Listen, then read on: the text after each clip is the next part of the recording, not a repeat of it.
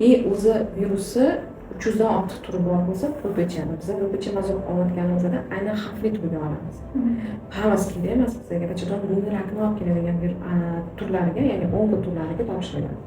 Agar onko turi topshirilsa, qaraladi holatga, to есть pap testga qaraladi. Agar pap test yomon bo'lsa, sразу yo'q davolanadi yoki o'sha joyda kanalizatsiya qilib olib tashlaydi. Yana dash jarayon ketib qolmasligi uchun, tarqamasligi uchun kuydirilmaydi, kesib olib tashlanadi. Kanalizatsiya deyiladi.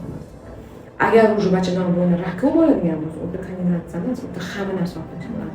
Chunki bachadon bo'yni dash ketib qoladi, metastaz bo'ladi. Tushundingizmi? Unda уже olib tashlashga to'g'ri keladi.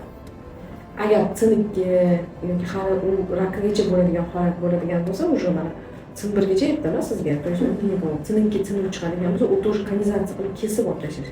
Yoki biopsiya olinadi sinikki sinuvchidan. Ya'ni to'qima ozgina olinadi.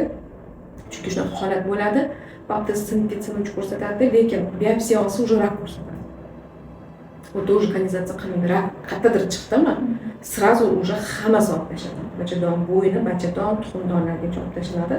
Agar keyin ayol yosh bo'lsa, u o'rin bosuvchi gormonal terapiyani ichib turadi. Shu nechadir yoshgacha ma'lum bo'lsa, o'sha 45 yoshgacha, 48 yoshgacha, 50 yoshgacha, u yoshiga qarab ichib turiladi.